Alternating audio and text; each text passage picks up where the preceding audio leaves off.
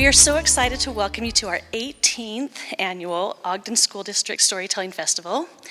This year we had over 100 students from 14 different schools submit stories, and they were all wonderful. And you guys that are here tonight were selected to represent your school to stand up on the stage and tell a story. And we'll let the storytelling begin. So let's give yourself a round of applause for being here, and let's have our first storyteller come on up. Hello, my name is Olivia Canova. I am from Ben Lomond High School, and today I will be telling a story I wrote called Lily and the Land of the Giants. Lily and the little people were best friends. She would play with them all the time because she was their favorite giant. She would help them with anything they needed, whether that be winding up their little toy cars or reaching to the tallest, highest shelf, or, most importantly of all, scaring away any spoogly-boogly monsters that might be hidden under their beds. One day, while she was playing with the little people, Lily found a big, tall, towering giant door. That's a big door, Lily thought. That's a scary door, thought the little people. But Lily wasn't afraid of some big door, so she jumped up to that handle and slipped right in. In the land that she found herself in, Lily was a very little person. There were big giants with big stomping boots and big floppy hats and big honking horses. Now, Lily was kind of scared to be in the land of the giants. "Ah, big boot!" she cried, and she ended up a little lost from all that running, which made Lily a little bit sad. Little did Lily know that there was another sad person in the giant world tonight. After all, there was a big giant man sitting on a big giant log, crying and whining about his itchy, scritchy dog. That's a cute dog, but also a really sad dog, Lily thought, so I need to go help him. So Lily climbed up to that dog and found herself face to face with a big, giant, scary bug. That's a scary bug. That's a big bug. And after looking at it for a little bit of time, Lily was like, I can't do this. But the little people were like, you're not afraid of anything, Lily. But it's the size of a cow. That gave one of the little people an idea. So he hopped into her backpack and throwed Lily a big old cowboy hat and some fancy cowboy boots and her favorite cowgirl lasso. And she wrangled each and every one of those big old scary bugs. When she got back from sending them far away, the dog was no longer itchy scritchy, but now floofy poofy and very happy. He barked with such joy that it alerted the owner to the presence of Lily, who then kneeled down, scooped her up, and said, thank you. And Lily was like, I helped? And the giant said, of course you helped. You saved my floofy poofy dog. Now then, do you need help? Lily was like, well, actually, I kind of lost a door earlier. And the giant was like, that big tall door over there? And Lily was like, yeah. So he walked her over to that door, put her down, and said, bye, Lily. And when Lily got home, she and the little people had a party because they realized that day that little people can do big things too. The end. Hi, my name is Scarlett Rawson, and I'm from Liberty Elementary. Today, the story I'm telling is called Three Black Fingernails. Once upon a time, there's this little girl. She had a little creepy doll. She named her dolls Three Black Fingernails.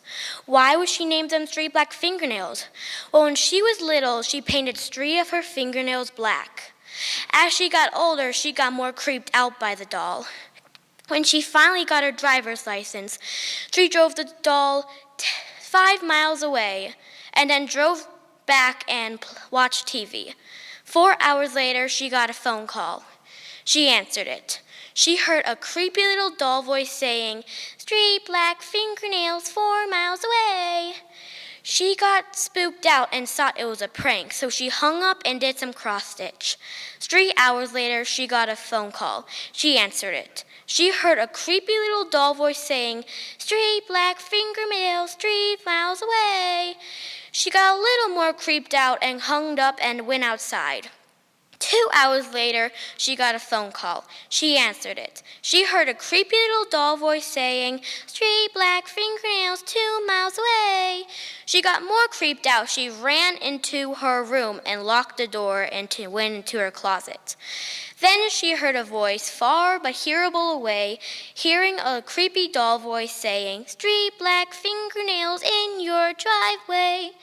Then she closed her eyes for a few minutes. A few minutes later, she heard a creepy little doll voice, and the little doll voice said, "Three black fingernails in your closet." The next day, police came. The only thing they found was a 3 black fingernails doll and no body. The end. Hello, my name is Alexander Krumperman, and I go to Liberty Elementary, and the story I will be telling today is Where the Wild Things Are, with an alternate ending created by myself. The night Max wore his wolf costume, he caused mischief of one kind and another. His mother called him Wild Thing, and Max said, "I'll eat you up." So his mother sent him up to his room with nothing to eat. That very night in Max's room, a forest grew and grew until his ceiling hung with vines, and his bedroom walls was the world beyond. Max found his own private boat, which was carried by a big ocean. Max climbed into the boat and sailed through day and night, and in and out of weeks and in and out of months, and almost over a year, until he had arrived where the wild things are. When Max had arrived, the wild things roared their terrible roars, gnashed their terrible teeth, rolled their terrible yellow eyes, and showed their terrible claws. But Max said, "Stop, be still," and tamed them all by using the magic trick of looking into their terrible yellow eyes without blinking once. The wild things were terrified by this and named him the most wildest thing of all and made him king of all wild things. Max said, "Let the wild rumpus begin." And so the wild rumpus lasted 3 years. One day, while Max was playing with the wild things, one of them called him Wild Thing, and Max had remembered that one night 3 years ago when his mother had called him that name. At that moment, Max started feeling very homesick and wanted to go back home. So he stopped playing with the wild things and walked over to the rocky shore where he arrived 3 years earlier. He found his boat, which was now withered and broken down. So he wanted to go home. So he ordered the wild things to build him a brand new boat. So a few moments later, the wild things had returned carrying a brand new red-looking boat. Max climbed into the red boat and pushed off from the shore and said goodbye. But the wild things did not like this, so they said, "Oh, please don't go. We'll eat you up. We love you so." But Max said no. So the wild things roared their terrible roars, gnashed their terrible teeth, rolled their terrible yellow eyes, and showed their terrible claws. But Max just said goodbye and waved. So Max sailed through day and night, in and out of weeks, in and out of months, and almost over a year, until he had arrived back to his bedroom. He woke up with a start, and when he looked around his room, he looked up at the ceiling, and there were no more vines, and he looked at his bedroom walls, and it was no longer the world beyond. And so, when Max looked up at his dresser, he found his supper waiting there, and it was still hot. The end. Hi, my name is Joseph Davis, and I'm from Liberty Elementary. The story I'll be telling you today is Apple and the Missing Pumpkins. One time, there was an apple named Apple. He was friends with an orange. One day, Apple was busy carving pumpkins when Orange shouted, "My pumpkin's missing! Help! Where is my pumpkin?" Orange knew that it was Halloween, so Apple was the only person he could turn to, same with all the other neighbors. Apple was tired of hearing them shout, "My pumpkin's missing! Help! Where is my pumpkin?" So I just needed to find it. But how? Lucky for him, he got a detective suit this Christmas. He put it on and got to work. He looked everywhere. In the gutter, in the vents, at the farm, still nothing. He looked everywhere he knew of. Still nothing.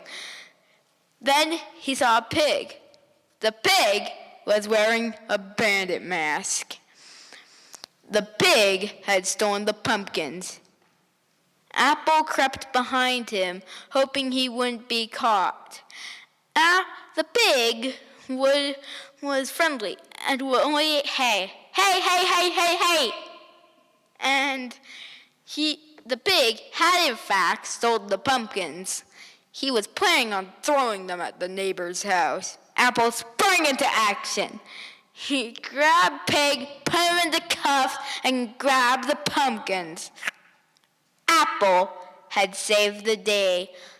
All the neighbors cheered, and finally, he could carve his pumpkin. The end. Hello, my name is Paislie, and I am from Bonneville Elementary. I will be telling the story of the gingerbread girl. About a year had passed since the lonely old woman and the lonely old man had lost their gingerbread boy. One morning, the old man suggested that they should bake another gingerbread. But what if they run away again or come alive? The old woman said. They won't, the old man said. So they went to the kitchen and rolled out the dough, shaped it and put it in the oven and closed it. When there was a ding in the oven, they opened up the oven and out went the gingerbread girl. She ran and ran, and the old woman said, "Wait!" And the gingerbread girl said, "I'll run and run as fast as you can. You can't catch me, I'm the gingerbread girl." And so she passed by a bit of farmers. "Wait!" the hungry farmers shouted. So they chased after her, and she yelled at them while running, "Run and run as fast as you can. You can't catch me, I'm the gingerbread girl." She then passed by a bit of a mother cow and a baby cow. And the mother said, and the baby said, "Mother, I want a gingerbread cookie." So the mother cow chased after the gingerbread girl, but the gingerbread girl was too fast. She shouted at the cow while running, "I'll run and run as fast as you can. You can't catch me, I'm the gingerbread girl." She then passed by a artist who spotted her and said, and mumbled to himself, "A masterpiece fine enough to eat." And he He chased after the gingerbread girl, but she was too fast. She shouted at him while running. I'll run and I'll run as as fast as you can. You can't catch me, I'm the gingerbread girl. She then passed by a school with children that were out for recess. They saw her and ran after her, shouting things such as cookie or I call dibs first. And they chased after her, and so did the teachers. She shouted at them, run as fast as you can't catch me, I'm the gingerbread girl. She then passed by a fox who saw her. She knew it was the same fox who had ate her brother, the gingerbread boy, and so she asked him, can I trust you to take me across the river? He said, yes, you can. Get on my tail. So she got on his tail, and so she climbed on his tail, and he went to float across the river. It is getting deeper. Get on my back, the fox said. So she climbed up onto his back, and she sat there. Then he told her to get on his head because it was getting too low. So she got onto his head, but before the fox could eat her, she grabbed a piece of her licorice hair and wrapped it around his mouth and took him back to the land. They all cheered for the gingerbread girl, and she taught the fox how to have manners, and she taught them how to make more gingerbread cookies, and sometimes you can hear the gingerbread girl and the fox riding off in the countryside, and a little voice saying, run as fast as you can. The fox caught me, but we're now friends. The end. Hi, I'm from Bonneville Elementary. My name is Kate, and I'll be telling you Rumpelstiltskin. Once upon a time, Daniel the miller, you've been found guilty of stealing. Do you have anything to say before I give your punishment? Please, Your Highness, don't send me to prison. I'll pay 10 times more than what I stole. Explain yourself. My young daughter, sire, she can spin pure gold from straw. Have the girl approach the throne. Hi, I'm Mirabelle. Please, please have mercy on, the miller. If he speaks the truth, you and your father will be free. So Mirabelle faced the same punishment as her father, and spinning straw into gold is impossible, she was saying, and poof. Who are you? I'm your hero if you allow me to be, my lady. That is very kind of you, but my problem is hopeless. Spinning straw into gold is impossible. But what would you be willing to pay for such a miracle?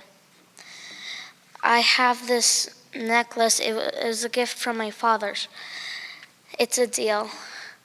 The next morning, all the straw was turned into gold, and King Conrad said, just one more night and you'll be set free.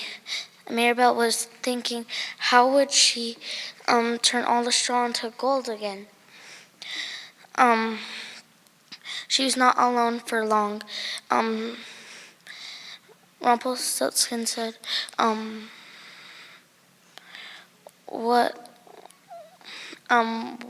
this is a lot more straw. What would you be willing to pay this time? I have this ring. It was my mother's. It's a deal. So all the straw turned into gold, and the next night it would take a whole army to carry all the gold. Just one more night, and you and your father will be set free. So and then she was not alone for a while. So so Rumpelstiltskin said, "What would I gave you my ring, and you gave me your ring, and you gave me your necklace, but you have nothing else. Say in a year or two, would you have been willing to pay this price?" "Yes, but it's a deal." So all the straw turned into gold. Then the King Coroner came in and said, "You did it again." Mirabel said, "You keep me here to feed you your greed? Must I stay a prisoner forever? And I kept you longer than I should. Don't you see, Mirabel? I love you." Mirabel became his queen by the king's kind heart. Almost a year, but 3 days still left. What have you brought me? Is it a boy or is it a girl? It doesn't matter. Hand over my prize. I never agreed that you could have my baby. So then, but you did. You said in a year you would have brought me your prize. But I never agreed you could have my baby.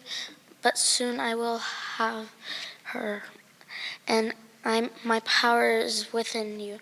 Only if you could guess my name would my power be destroyed. So a feather fell from his hat when he was leaving, and she thought, "I must find a way to guess his name by the end of 3 days." Midnight, 2 nights later. "Today I bake, tomorrow I brew, then the child away I take. For the little dame knows my name, Rumpelstiltskin is my name." And Mirabel was saying in her mind, because she was peeking out the door, that's what he thinks. The next day in the morning, Rumpelstiltskin appeared and then she said, "You must give me a chance to guess your name and he said, "Why not? It might be fun." "What is my name?" Rumpelstiltskin, and all his power was destroyed, and they lived happily ever after that. I am Rosalee Johnson from Highland Junior High, and my story is one that I wrote called The Legend of the Man in the Moon. Once upon a time, there were 2 young children, Genevieve and Jameson, 2 young children who were best friends because they didn't know anyone else. Their families were poor and lived in the woods. Genevieve's mother had to leave town to avoid being burned at the stake, while Jameson's family had lived in the woods for hundreds of years. They grew up together, always supporting each other, and every night they would go outside to watch the stars and the moon in the sky. "I wonder what's up there?" Genevieve asked, staring up at the moon. "Maybe one day we'll find out," Jameson said. And as she started coughing, "We need to go inside now. You need to get rested so we can run our errands tomorrow." Genevieve nodded, and Jameson kissed her head before they decided to go inside. The next morning, Genevieve and Jameson went into town to do their errands. Genevieve finished hers before Jameson. "I can help. I can get the fruit," Genevieve said. "No, you need to go home," Jameson said. Genevieve sighed and started walking home. On Jameson's way to go get the fruit, he ran into a small, wrinkly old lady. "Oh dear, I'm ever so sorry for running into you." "It's no problem, really," Jameson said, shaking his head. The lady picked 2 berries Reason handed them to Jameson. Please take these as an apology. I insist. They might be helpful later. It's not a problem. The Jameson left to go to get the fruit, and the lady sighed, letting him go. On his way back, Jameson saw Genevieve outside waiting for him. Why aren't you in bed? He asked. Genevieve had a sheepish look on her face. I missed you. Jameson sighed and walked her to her bed. He noticed her hands were getting warmer and paler. He started to get worried, thinking the illness might be fatal. The next morning, Jameson went to go find some medicine for Genevieve to see if he could help her. During his search, he ran into the same old lady who tried to give him the berries. Please, Jameson, take these berries. They will be your best chance at healing Genevieve. Genevieve was shocked at how the lady knew their names and that Genevieve was ill. I'm intrigued, he said. These are called moonberries. They give the ability to heal any injury or illness, but beware, the one who eats them will have to pay a great price. Jameson nodded, not caring about the price he would have to pay as long as it meant Genevieve would be better. He took the berries and ate them. Now what? He asked. The lady picked 3 mint leaves and handed them to him. Put these on her head and your hand on her heart. That will heal her. He went home to Genevieve's and followed the old woman's instructions. It worked. She was no longer pale, nor was her skin burning. She was healed, but as he walked outside, he started to fade away. Later that night, as Genevieve awoke, she saw a shadow. Jameson, is that you? She asked tiredly. No, he's not here, an old woman said. Genevieve was flooded with terror. Where is he? She asked. The old lady took her outside and pointed up at the moon. At first, Genevieve didn't understand why, but then she saw a face. It was Jameson. He was trapped in the moon now, watching over her. And now he's watching over all of us. The end.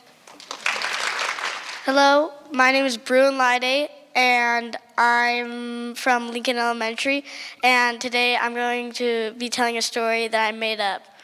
My story's name is Turtle and the Tarantula. Once upon a time, there was a tarantula that lived in a cave in the Rocky Mountains and a turtle that lived in a swamp nearby. They became friends since they were little, and they've been friends for 3 years. Then one day, something happened. They went back to their homes after going out to see their other friends, and then they realized their homes were ruined. Something had happened. They tried to look for evidence of who went and stole their homes, and then they realized they saw dog footprints. So they went to the tarantula's great-grandpa in Dragon City. The dragon that was the oldest was her grandpa. And then she said, do you remember me? And he said, yes. I know what the dog is. And she said, who is it? And he said, Mochi. He's a dog that lives in Chinatown, and he lives in a big kung fu tower. If you look on the west side at room 204, you'll find him. And so they went down, and they went to Chinatown, and they found the big tower. They went and looked inside at room 204 on the west side, and surely enough, they found him. He tried to run away and said, you can't catch me, but they finally caught him, and the turtle jumped on top of him, and he fell, and then the tarantula wrapped him around with silk. And then after that, they floated back down from a cloud they came to Dragon City from, and they went back down to the mountain. And then when they went back down, they had a good feast at Dragon City before they left again. And then when they finally left, they found a new home. And then Tarantula went lower by the mountain and found a stump from a tree. And then the turtle made a new pond by getting a little shovel and digging a hole and filling it with water. They added plants to their new homes and features. And then they lived a happily ever after. Hi, my name is Marissa Munier, and I am from Heritage Elementary School in the 5th grade. I'll be telling a story about Stink and the Midnight Zombie Walk.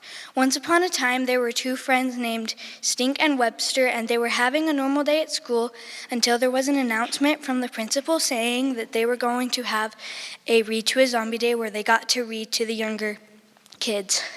So the next day came, and they went down to the younger kids, and when they entered, they saw a group of kids wearing zombie costumes. So they read, and then they went to lunch after that, and then there was another announcement from the principal saying that they were going to have a midnight zombie walk, and if they read 1,000 minutes, they would get to open Bob, big orange box. So they read until the day came, and then once the day came, they went to the place, and when they did, they saw that Bob has already been opened, and when they went to get in line to walk around town, once they started, they could see spooky decorations, and once they made it towards the end, they ran towards Stink's mom's car, and then a bucket of slime poured on them. So they ran towards Stink's mom's car to get cleaned off. And then after they got cleaned off, they went in the car to head back to Stink's house. And once they started heading back, they couldn't stop talking about how much fun they had that night. The end. I'm Basil Shupe. I'm Juniper Miller.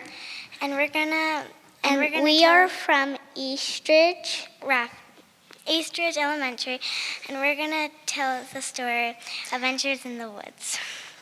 One morning, my friend was coming over. I was so excited. I heard the doorbell ring. Ding dong. Hi, Basil. Hi, Junie.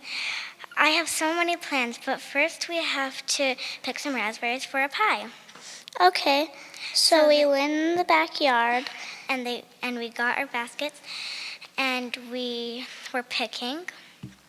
But then there was a trail of raspberries, so we followed it, and we saw a little gnome. And he had a red hat and a fuzzy beard and a cute nose. And it went to a cave, and it spoke Spanish, but we didn't know Spanish. Then suddenly we spoke it, and he said, Mi nombre es Tommy. ¿Qué es tu nombre? Yo nombre es Juniper y mi nombre es Basil. ¿Y tú necesitas comida y agua? Sí. So they ate, and they got so full, and so they took a little nap. And then we woke up, and we said we should start getting home. So they said thank you, and then we went home, but we didn't know how to get home, and then we saw a fairy. She had star earrings, beautiful wings, and a green dress, and it led us back to our home safely, and the end. Hi, I'm Beau Fetters, and I have a great story for you. The cool thing about this is my dad wrote it when he was in the 4th grade, and I'm in the 4th grade. The story is about my dad, Scott Fetters, and his grandpa, my great-grandpa. I learned this story because my grandmother liked it so much that she made a needlepoint frame for it and hung it on the wall. So let's go way back to the time of the dinosaurs. Wait, not that far back. Back to when my dad was 10 years old and living in an old farmhouse in Vermont. The title of the story is Bubble Mania by Scott Fetters. One sunny morning when I was getting ready to go to school, I turned on the water to brush my teeth, but big, soapy bubbles came out. I tried to turn them off, but they wouldn't stop. 1 minute later, the bubbles were so thick that they pushed me out the window.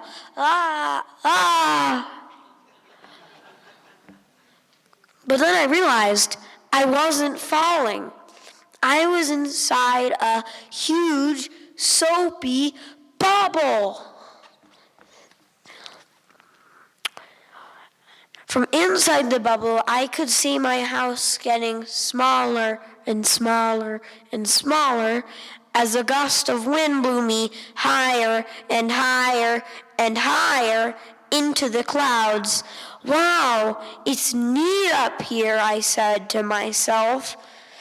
8 hours later, I was sailing above New York City. Wow, is that the Empire State Building? Wow, I think I can see the Statue of Liberty. Oh no, that sounds like a jet. Yikes, it is a jet. I closed my eyes and hoped it wouldn't hit my bubble. When I opened them again, I could see a huge storm rolling in. Whoosh! The wind was fierce, but I was tired, so I went to sleep. When I woke up, I was above a stream with a man fishing. As he went to cast his line, his hook popped my bubble and caught me by the seat of my pants. He thought he caught a real whopper of a fish. As he struggled to reel me in, I noticed the man was my grandpa. So I called out his name. Gee-pa! Scott, is that you? How in the world did you get all the way here from Vermont? Well, Gee-pa, it's a long story, and I don't think you would believe me if I told you it anyway. The end. Hello, ladies and gentlemen. My name is Mira Santek, and I go to Eastridge Elementary School. And I wrote this story called The Writer in Mad Town. Once upon a time, there was a writer who lived in Idaho, and she was not a very good writer. One day she was counting her money, and when she finished, she was not happy. There's not enough money, she complained. She huffed and puffed and stared out the window. Everybody she complained to about not having enough money told her the same thing. You should quit being a writer and become something else. But she refused. One day she had a brilliant idea. She'd go around town and look into people's windows and then write about what she saw. So later that day she went around town looking into people's windows. By the end of the day, she had seen lots of things. A week later, she received tons of money. But when the book was called Rosie's Discoveries, the author named Rosie, but when the book came out, the town was furious that the world knew their secrets. So they had a meeting, and they said that they would destroy Rosie's house. Everybody said it was a good idea except one little girl whose name was Aaliyah. She was Rosie's friend and didn't want her house getting destroyed. So right then and there, Aaliyah ran to Rosie's house and told Rosie what the town planned to do. "You have to say sorry and take back the book," said Aaliyah. Rosie thought about it. Then she looked down at Aaliyah and put a hand on her shoulder. "You're right, Aaliyah. I will say sorry and take back the book. I will." So the next day when the town was heading to destroy Rosie's house, they noticed a stage. Rosie climbed aboard the stage and said, "Welcome, ladies and gentlemen. I gathered you here to tell you that I'm sorry. I'm sorry that I spied on you and then told the world your secrets, and I've taken back the book. So if you forgive me, I'll forgive you for wanting to destroy my house." Mrs. Toline climbed aboard the stage and said, "Those were the only words we wanted to hear, and I'm sorry that we wanted to destroy your house." "And now," said Rosie, "I have an announcement to make. For all of you who said I should quit being a writer and become something else, I'm finally going to do that. Quit being a writer and become a teacher." The town cheered. So a week later, Rosie moved to Washington to go to school, promising to move back. So the town said their goodbyes, and everyone lived happily ever after. The end. Hello, my name is Jack McBride, and I go to Eastridge Elementary, and my story is called A Jump into Normandy. Hey, have any of you ever jumped out of an aircraft or been skydiving? How about jumped out of an aircraft on D-Day, 800 feet in the air, practically on top of German-held positions in a barrage of machine gun fire? That's what my grandfather, General Jack Norton, did as a young major, 26 years old, and did not think he was going to make it through this jump alive. June 5th, 1944. He had just taken off with his comrades in a Douglas C-47 Skytrain flying across the English Channel. As soon as the aircraft started to approach Normandy, France, the plane started to receive heavy anti-aircraft fire from below. Soldiers were being killed from within the plane. Bullets were tearing through the sides and shooting up the fuselage. And then, as soon as they started to reach drop altitude, the jump master called everyone to attention. Stand up, hook up, equipment check, sound off, equipment check, stand by. And each one of the soldiers started to shuffle to the doorway. The first jumper stood in the doorway. As soon as the green jump light turned on, the first jumper went, "Go!" And then the jump master said, "Go, go, go!" And one by one, each jumper jumped out. When it was my grandfather's turn, I could just imagine him gazing out into the night sky, bombs blowing up in the air, planes crashing down like asteroids. Then he jumped 1,000, 2,000, 3,000, and then his parachute opened. The plane was going faster than it was supposed to dodge enemy aircraft fire from below. And the plane was going faster, and it was approximately 40 miles than it was supposed to. And then his parachute opened, and the shock was just so great, knocked him unconscious. And all his equipment tore from his pockets, and his .45 caliber pistol tore from his strap, and it went bye-bye. And then he hit the ground, but a few minutes later, he was lucky to be woken by a French farmer nearby. He made it to his position at 5 a.m., just as the amphibious landings were beginning on Omaha Beach. My grandfather was a part of the 82nd Airborne Division that secured St. Mary-Galise and key bridges so the enemy wouldn't cross, and other approaches for the Allied beach invasions. My grandfather was one of the 13,000 soldiers that jumped into Normandy that day. And when I grow up, I'm going to go to West Point Army, the Army Military School, for duty and serve for duty, honor, and country. Ooh! I'm Brissa Flores. And I'm Ellie Carpenter. And we're from Eastridge Elementary. And we're telling the story of Rapunzel. Once upon a time, there was a big kingdom, and the king and queen were going to have a baby. She was a beautiful baby girl with long blonde hair that had magical powers. The power of healing and eternal youth. One night, a witch named Mother Gothel broke into the castle and stole Rapunzel. She locked her in a tall tower far away in the woods. She lied that she was her mother. And used her to stay young forever.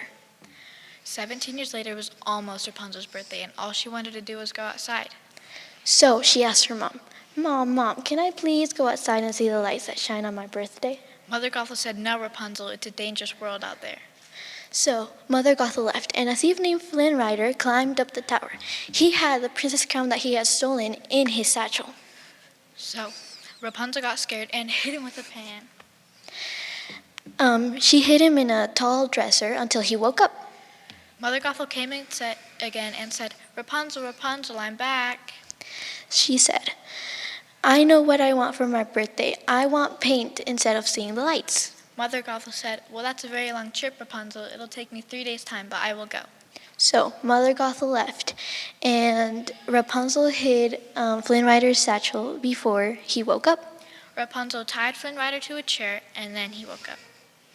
Rapunzel said, Take me to see the lights, and I will give you your satchel back. Flynn Rider said, "Fine, I will take you to see the lights, but you have to promise me you'll give me back my satchel." I promise, and when I promise something, I never, ever break that promise, ever. So Flynn took Rapunzel out the tower, and she was freaking out. Then Flynn Rider took her to a restaurant called the Snuggly Duckling. It was filled with bad men. Rapunzel was super scared at first, but she managed to make some friends. They spent the night in the woods, and Rapunzel found out that Flynn Rider was being chased by the kingdom guards. But she didn't care. She thought he was nice. Then, the next day, it was Rapunzel's birthday, and they went to the kingdom. Everybody in the kingdom was super nice to her. That night, they went on a little boat to see the lights. Rapunzel loved them, but then these two bad men took Flynn Rider and arrested him. Mother Gothel found Rapunzel in the woods and locked her back in the tower. The men from Snuggly Duckling helped Flynn Rider escape, and he was running back to the tower. When he got up, Mother Gothel stabbed Flynn Rider. And he almost died. And then Rapunzel said, Mom, let me heal him. I promise I will stay with you forever. Just let me heal him. Mother Gothel said, "Fine, Rapunzel. You have to promise me you'll stay with me forever." I promise. So Rapunzel ran over to Flynn Rider and tried to heal him. But he said, "No, Rapunzel, I can't let you do this, or else you will die here." But I don't want you to die, Flynn. Then Flynn Rider took a piece of broken glass and cut Rapunzel's hair. Her hair turned all brown, and Mother Gothel turned very old because there was no more magic left. And then Mother Gothel tripped on a piece of hair and fell out the window. Then Rapunzel started crying, but she found out that her tears had magic too. So when a teardrop fell on Flynn Rider, it healed him. Then they got ready to go to the kingdom again to see if the king and queen were Rapunzel's parents. And they were. So Flynn Rider asked Rapunzel if he could marry her, and she said yes.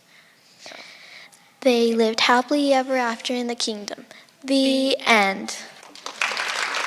Hello, my name is Talia, and I go to East Ridge Elementary, and my story is called The Princess, the Friend, and the Witch. Once upon a time, there was a kingdom, and the princess had a friend, and the friend's name was Grace. Grace was kind and had a good heart.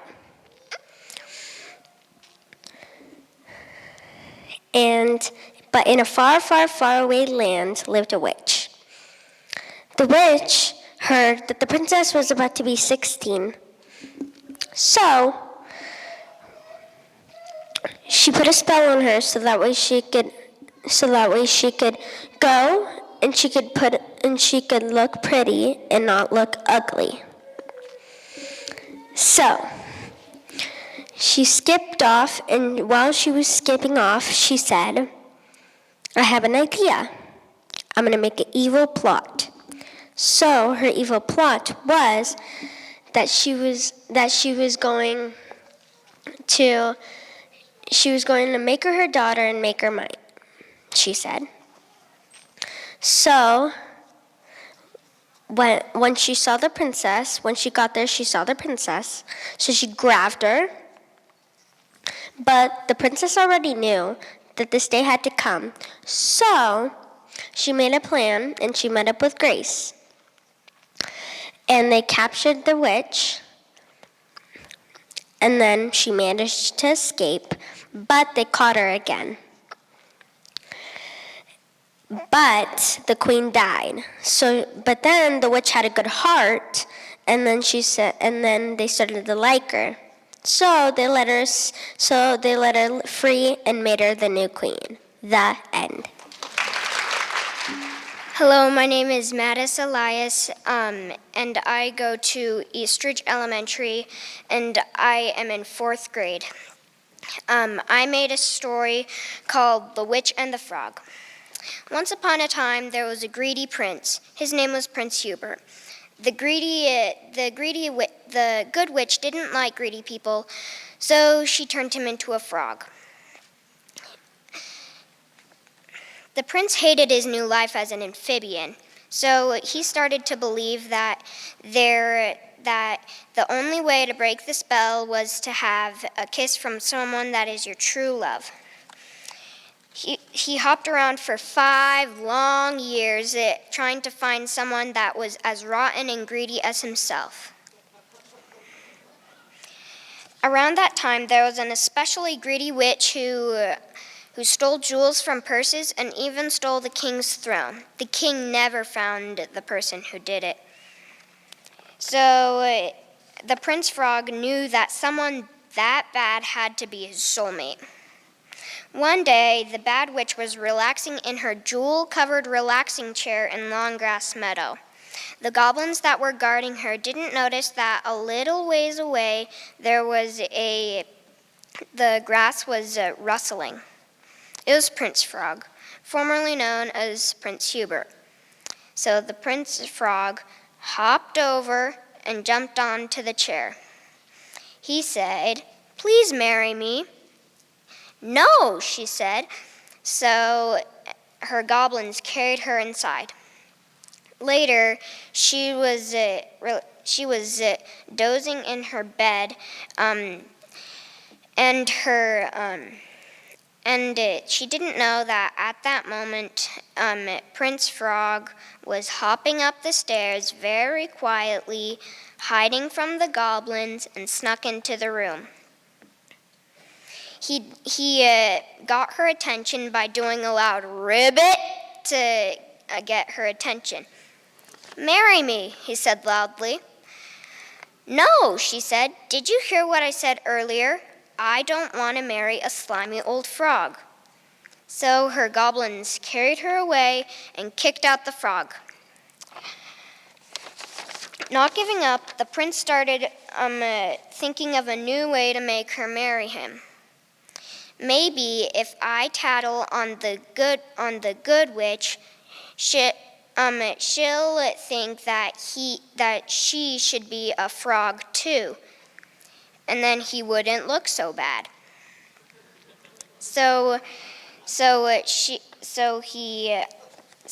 later, the witch was sitting on her golden throne that she stole from the king, reading a comic book. There was a knock on the door. It was the good witch and the Prince Frog. The good witch turned all the goblins to stone and went to the throne room. "Prince Hubert has told me how greedy and all about your stolen riches. He thinks you should be a frog too." So she, with a little bit of swishing her wand, a cloud of smoke appeared at the end of her wand. She whispered to the smoke, and then it covered the greedy witch and Prince Frog. It transferred all the frog DNA from Prince Frog and put it into the witch, and then took all the human DNA from the witch and put it into the Prince Frog. When the smoke cleared, the good witch had snapped her fingers and returned home to tell the king where all the stolen riches had gone. When Hubert looked down at his new body. "Wait, this isn't right." Then he had a brilliant idea. He scooped up the witch frog into his hands. Come to me, my true love. He lifted her and planted a passionate kiss on her froggy lips. Green smoke swirled around, and when it had cleared, the greedy witch was still a frog. The plan had failed. A while later, the king came to grab all his jewels and the throne, and arrested Hubert for stealing. He insisted that the frog in Longgrass Meadow did it, but the king didn't find that very believable. So he threw Hubert in jail. The end. Hi, my name is Yessenia. I am from Wasatch.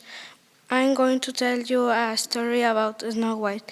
She's a pretty and pale princess. She lives with her stepmother because her mother did, and her dad left to work in a different village. Snow White's stepmother treated her very bad. She was very jealous of Snow White. Beauty, there was a princess who, though Snow White was pretty, the stepmother had a magic mirror. She asked the mirror very day, who was the prettiest of all the mirror? Well, I always say you are. When Snow White turned 7, the mirror will say, Snow White. This made her stepmother very mad. She ordered her servants to kill Snow White. He did not want to kill Snow, so he told her to run away. The animals in the forest loved her and took her to a house. There she found 7 dwarfs. Their names were Dog, Grumpy, Happy, Basil, Sneezy, and Dumpy. She lived happily with the dwarfs, cleaning and cooking for them. One day the stepmother found out Snow White was still alive. Her stepmother was angry and came up with a plan. She disguised herself as an old lady. She poisoned an apple and planned to give it to Snow White. Snow White had a big heart, so when she saw the old lady, she led with her into the house. The old lady gave her the apple, and with the first bite, Snow White passed out. The old lady hurried and left before the dwarfs go home. When the dwarfs go home, they saw Snow White on the floor.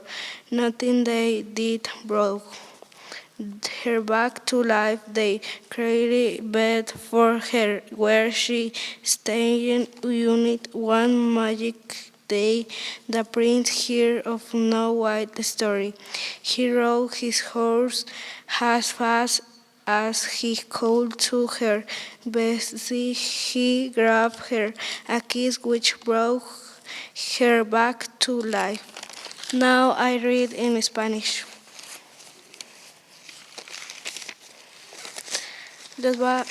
Había una vez una princesa muy bonita que se llamaba Blancanieves y vivía con su madrastra porque su mamá se había muerto y su papá había ido a un viaje de trabajo, pero su madrastra la trataba muy mal porque la envidiaba por su belleza. Y había un príncipe, pero al príncipe le gustaba Blancanieves y la madrastra tenía un espejo mágico y le decía esclavo del espejo, y para que saliera tenía que decir esclavo del espejo, sal de la oscuridad, yo te invoco, ven a mí del más allá, con mi voz a través de los vientos y el fuego te conjuro, muestra tu rostro ya. Y salía el esclavo del espejo y le dijo, dime majestad de tus deseos.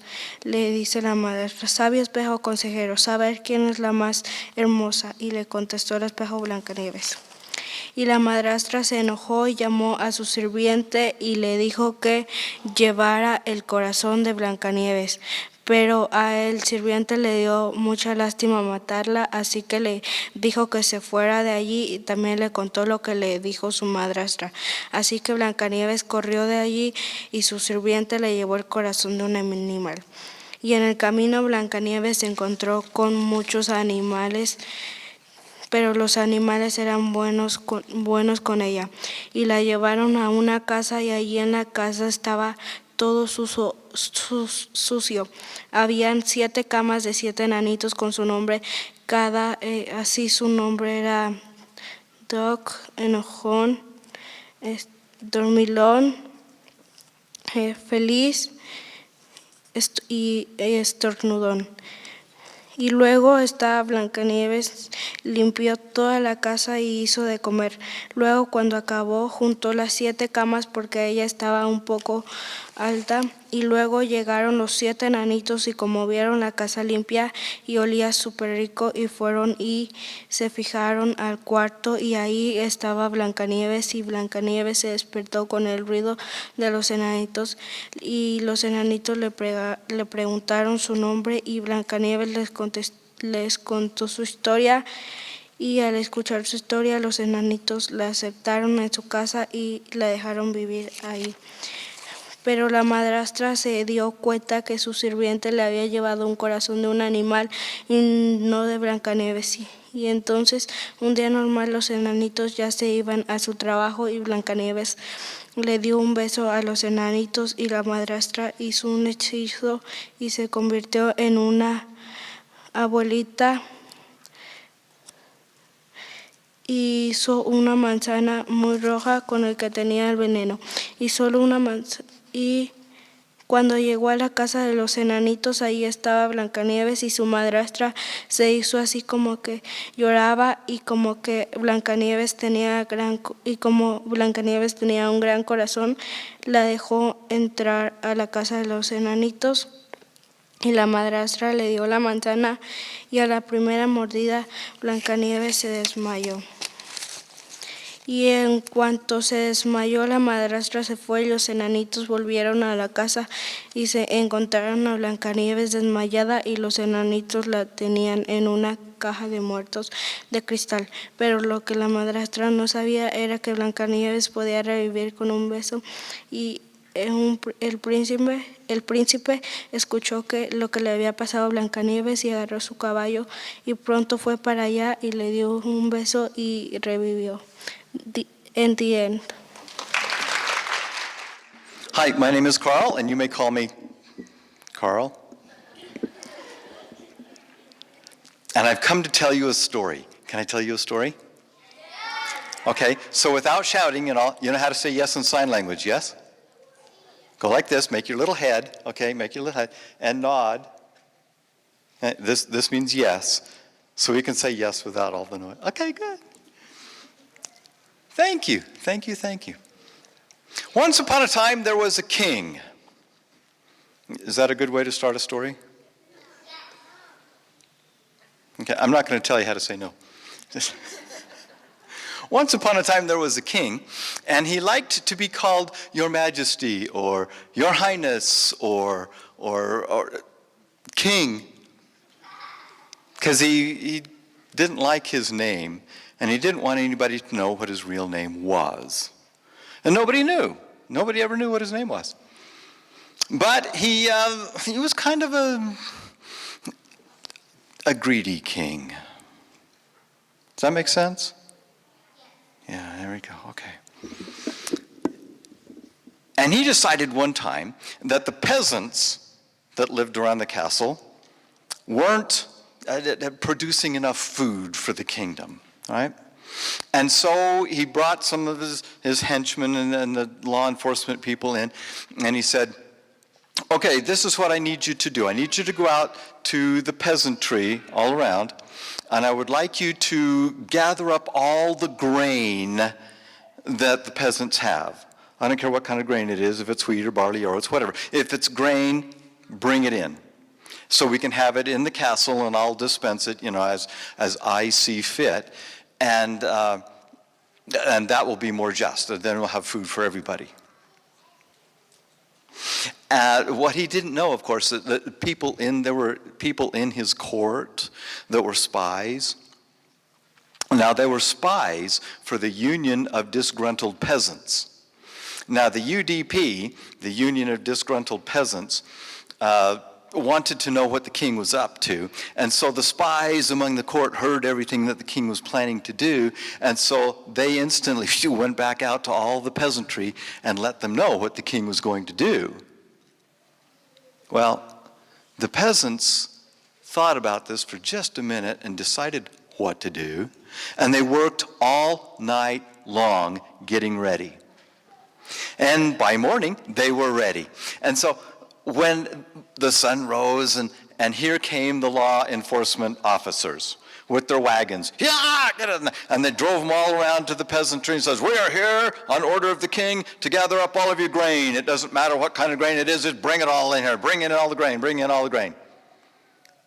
And the leader of the disgruntled peasants, the Union of Disgruntled Peasants, said, well, we'd love to do that because we like the king.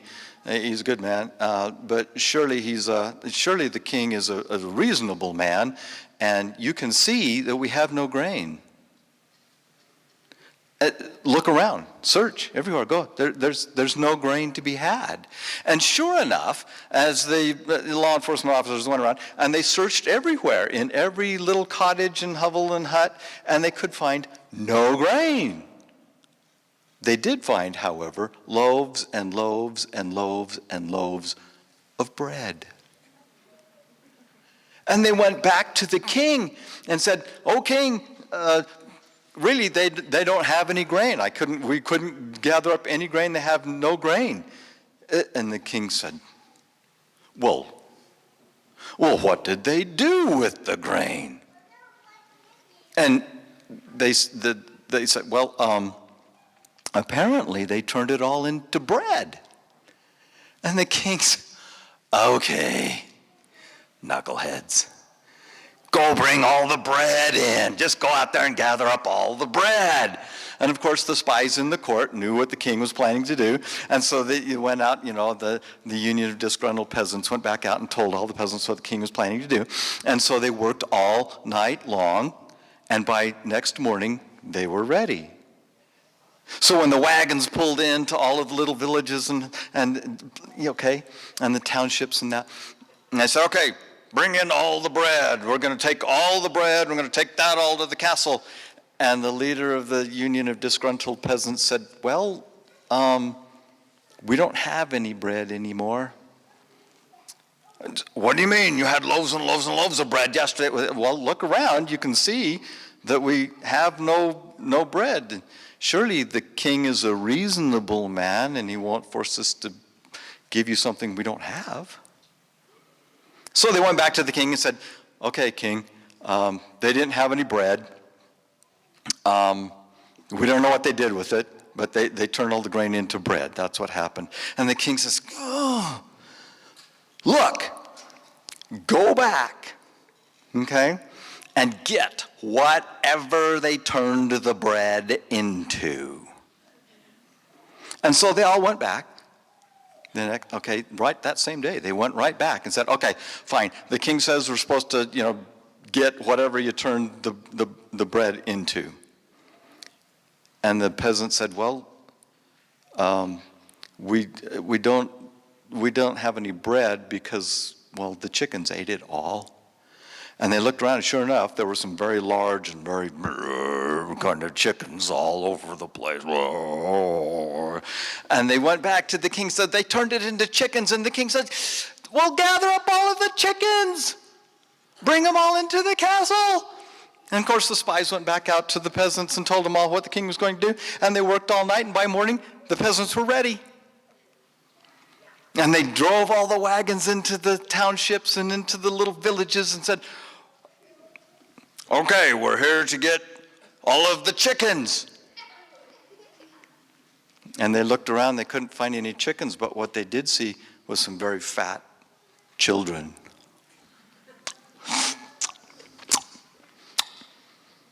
And they went back to the king and said, look, there's no chickens. They don't have any chickens at all. And the king said, look, go back out there, and I want you to gather up whatever it was they turned the chickens into. Okay. So they, loaded up the wagons and went back out to the village and said, what did you turn the chickens into? And the peasant said, well, our children were hungry, so we fed them all the chickens. And the law enforcement officer said, I know what to do with this one. He said, we're going to gather up all your children. We're going to take them back to the king. All right? And the leader of the Union of Disgruntled Peasants said, that's fine. Gather up all the children. And the guy said, well, how many children are there? And they said, well, look, count them. And so they tried counting all of the children and said, well, they're somewhere in the neighborhood of 285 to about 315. But, it's really hard to count, all the children when they're doing this. So somewhere there's a range in there. He said, well, load them up. And the leader of the Union of Disgruntled Peasants said, well, before you take all of the children, we surely, the king is a reasonable man, and so we would like you to give him something from us.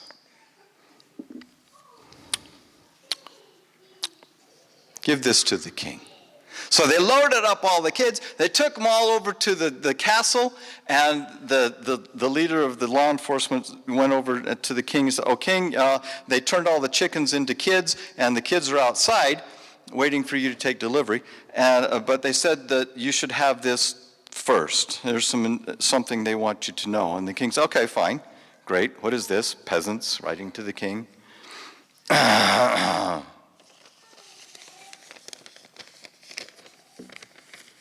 Dear King, before taking delivery of the children, there's something you need to know. First of all, each one of them will need a separate room. We hope you have a big castle. You will be changing diapers up to 8 times a day on about 200 of the children. Staff, I hope you have some. Many of the children at this point are teething, and they will be up all night, and you will need a great deal of aspirin for them. You will need to get them all to school by 8 o'clock every morning.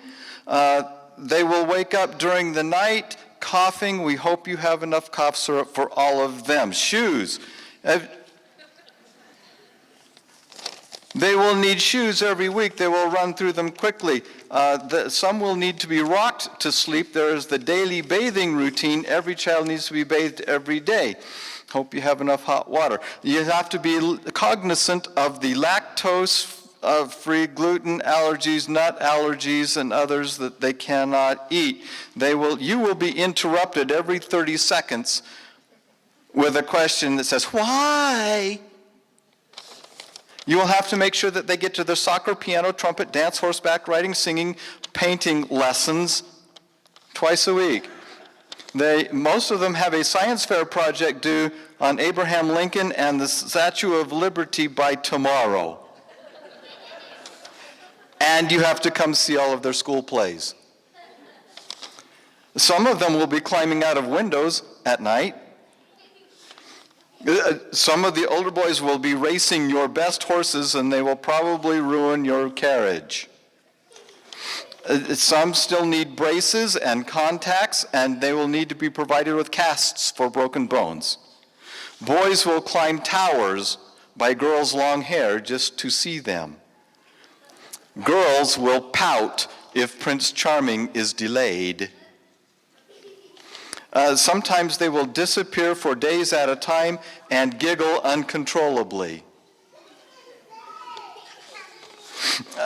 Some will need bedtime stories and lullabies. The older ones will pull an all-nighter every weekend, and when you are old and gray and tired, it will start all over again with grandkids. Good luck. What's this at the bottom? When can you come get them? After just a very few seconds of pondering on this problem that was now presented to him, the king made a decision. He said, I would like you to take all of the children back. I refuse to take delivery of the children. Okay? Take them back. And every family in my kingdom is to receive 5 bags of grain, 10 chickens, and next year's taxes will be eliminated. Eliminated means they don't have to pay taxes next year. Yeah. And so that's what they did, and everybody was kind of happy except for the king. The king wanted to know from his servants, brought them back in, and he said, now look, you went and talked with the peasants over and over and over, and they kept saying something. They kept saying that surely the king is a reasonable man, and I want to know how they knew that my name was Shirley.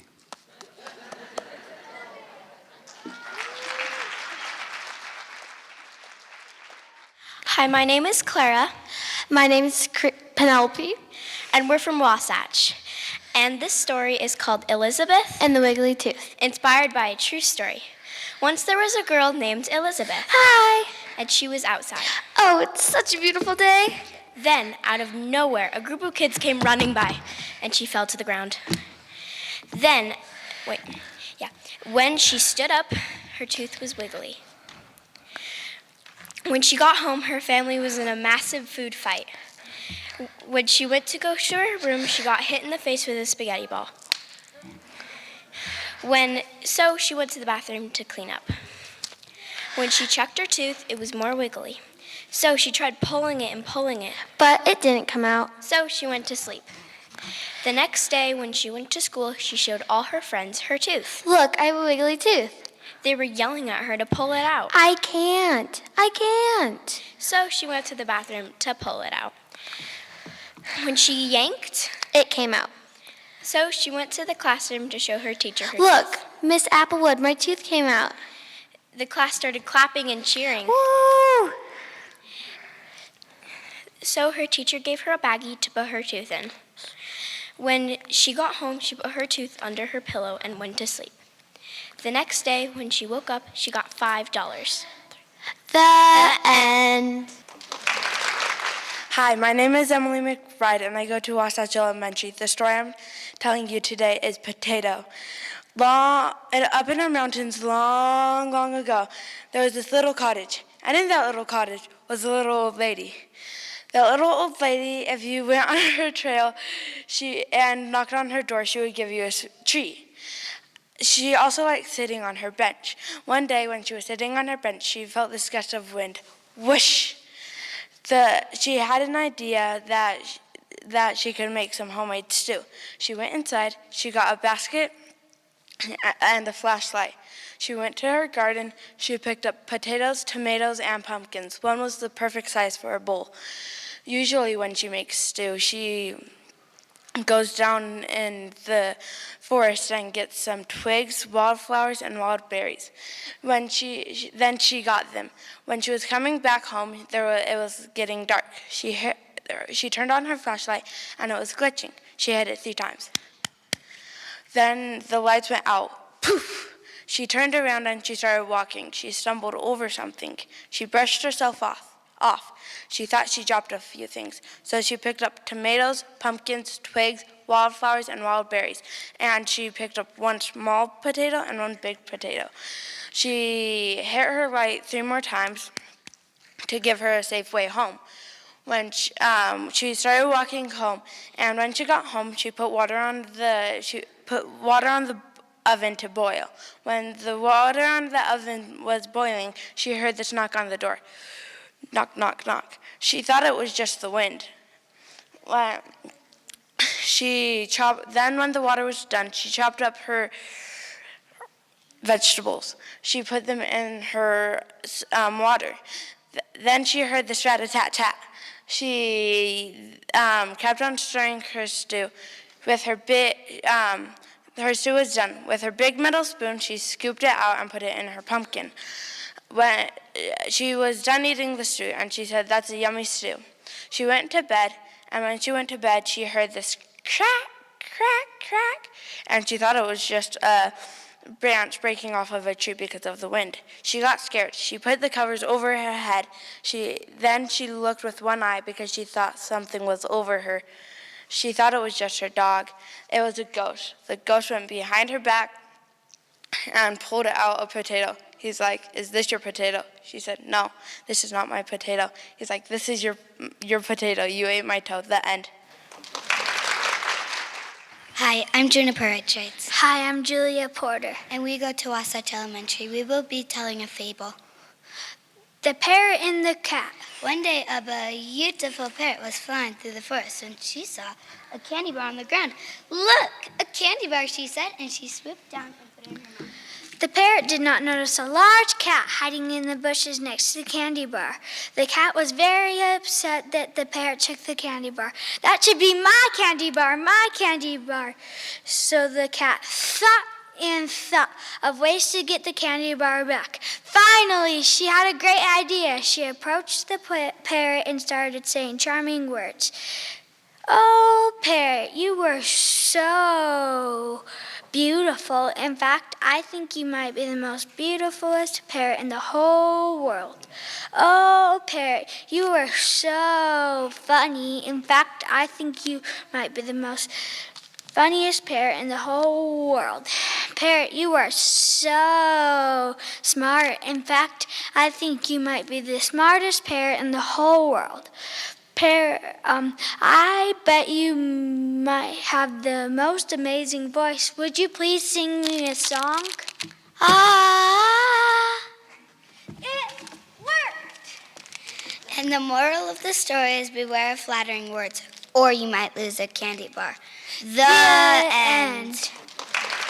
Hello, my name is Ruby Ames. And my name is Chloe King. We go to Wasatch Elementary and are in the 5th grade, and we'll be telling you the story of The Bear and the Lox Family. One morning, Mr. Bear woke up. He had a big family and he wanted to get the chores done early, so he started chopping the wood and sweeping the floors. And he started cleaning the dishes, and he looked out the window and saw a glistening gray object. So he grabbed his backpack and started walking on to it. When he got close enough to see what it was, he saw that it was a castle. So he knocked on the door once. No answer. So he thought the house was for sale, right? Right. When he walked in, he saw a long table full of fish. Fish, far as the eyes can see. He gobbled them all up and had trouble walking up the stairs. When he finally made it up to the stairs, he saw that it was a throne room, and there are 3 chairs. There was one chair that was itty-bitty, so he decided to not sit in that one. And then there was the middle chair, and he thought it was just right. He sat in it, and it crumbled to pieces. And then there was the 3rd chair, which was practically a couch.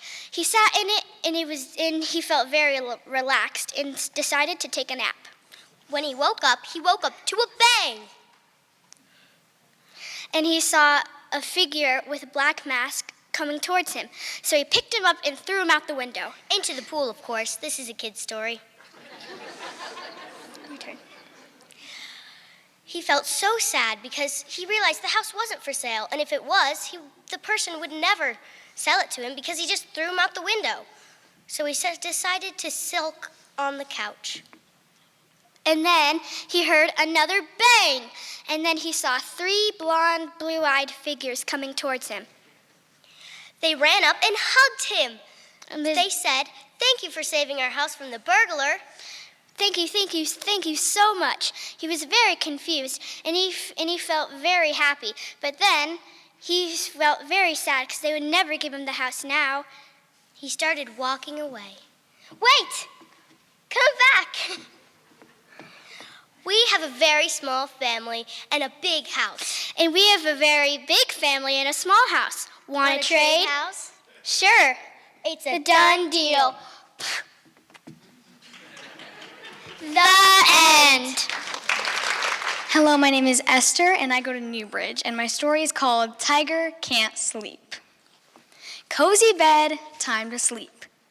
But I can't sleep, because there's a tiger in my closet. A tiger in my closet eating potato chips. Crunch, crunch, crunch.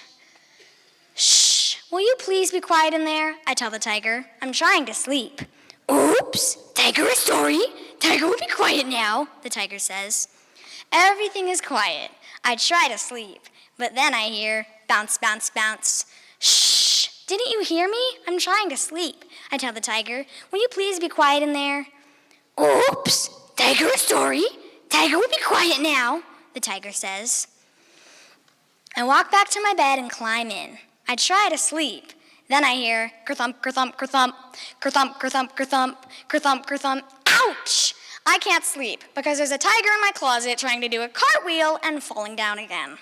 Shh! Will you please be quiet in there? I tell the tiger. I'm trying to sleep. Oops! Tiger, sorry. Tiger won't make another noise. I try to sleep once again, but it's impossible to sleep when you have a talented tiger in your closet. Tap, tap, tap. Boom, boom, boom. Oompa, oompa. Boom, boom, boom. Crash. Boom, boom, boom. Crash. Shh. Tiger, be quiet. I'm trying to sleep. Oops. Tiger, sorry. Please don't be mad. Tiger won't make another noise. But I don't listen to the tiger this time. I take away the tuba, the drums, the tap shoes, the ball, and the potato chips. Now no more noise, I tell the tiger. Everything is quiet. Maybe the tiger has stopped making noise. I try to sleep, but then I hear click, clack, click, clack, click, clack. I can't sleep because there's a tiger turning the light on and off in my closet. Tiger, that does it. Don't make me come back over there. Oops, tiger won't make another noise from now on. Promise. I march back to my bed and climb in. Maybe the tiger has fallen asleep. I listen. I listen harder. Everything is quiet. Everything is quiet for 1 minute. Everything is quiet for 2 minutes. Everything is quiet for 3 minutes. Maybe the tiger has fallen asleep. Then I hear, moo, moo, moo, moo, moo, moo. Why are you crying? I ask the tiger. It's dark in the closet. Tiger's scared, the tiger says. Can tiger sleep in your bed? Sure, I say. The tiger runs across my room, jumps onto my bed, gives me a big kiss, closes his eyes, and pulls the covers over his head. I close my eyes too. I try to sleep. Everything is quiet. I try to sleep. Then I hear a noise coming from under the covers. It gets louder and louder and louder.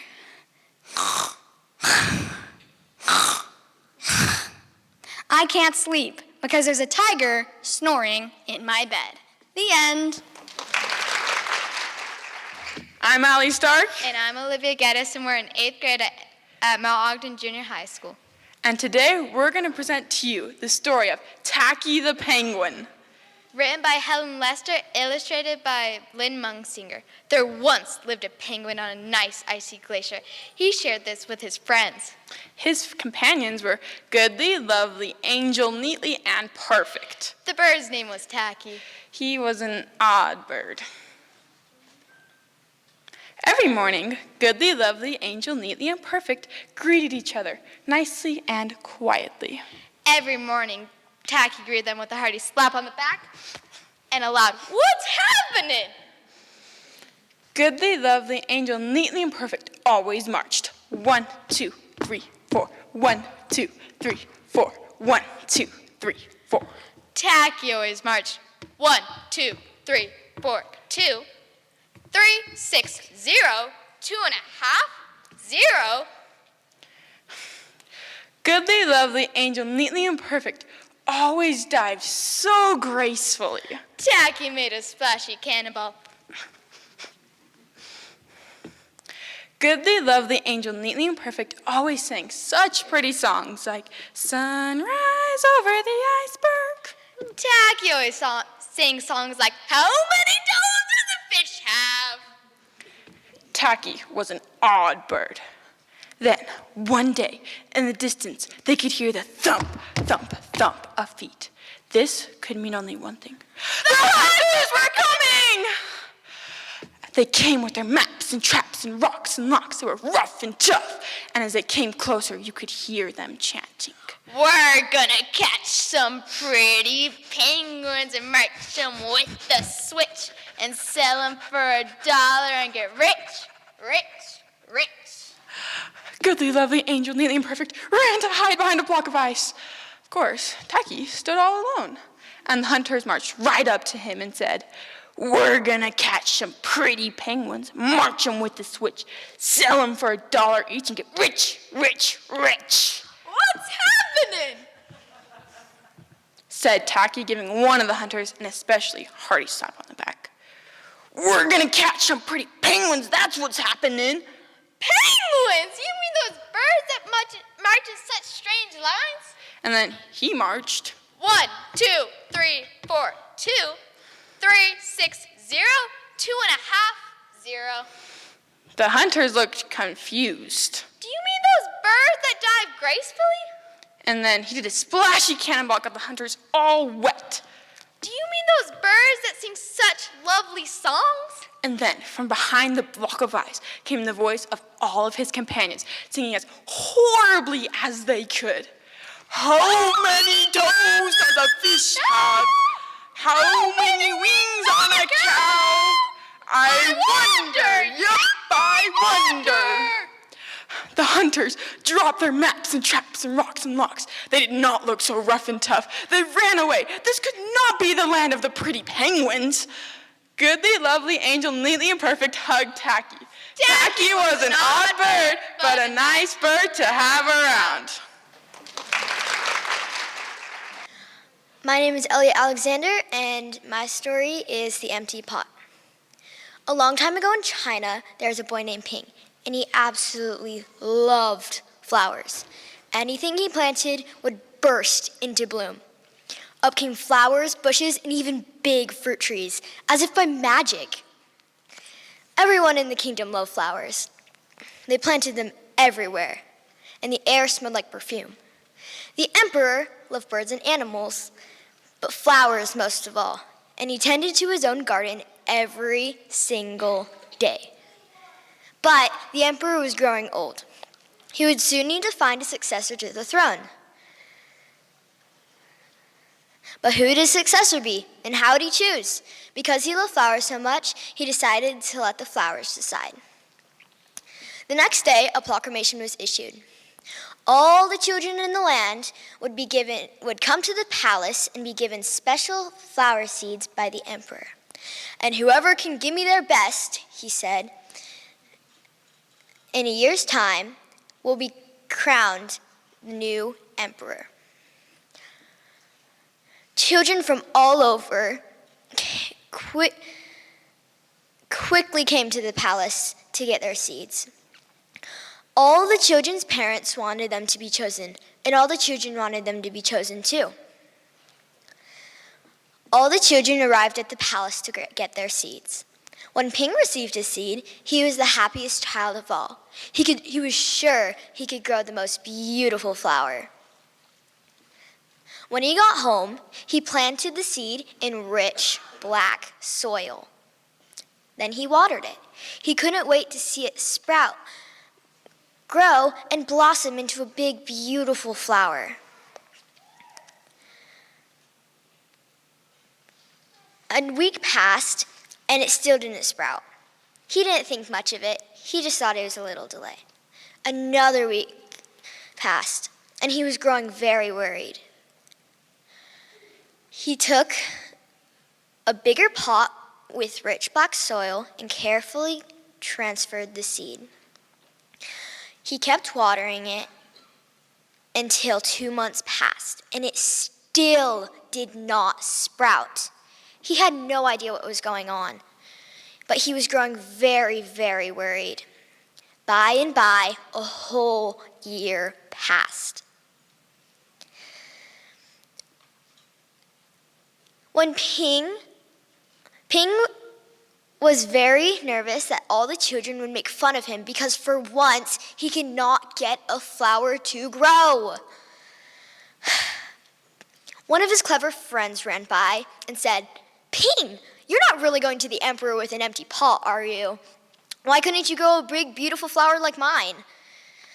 Ping hung his head and said, "I've grown lots of more beautiful flowers than that one, but the seed, it just wouldn't sprout. I don't know what to do." The next day, Ping's father soon overheard him talking to his friend. "It's okay," he said. "You did your best, and your best is good enough to present to the emperor." As soon as his father told him that, he headed straight for the palace. When he got there, the emperor was looking at all the flowers one by one. How beautiful all the flowers were. But he didn't say anything and just frowned.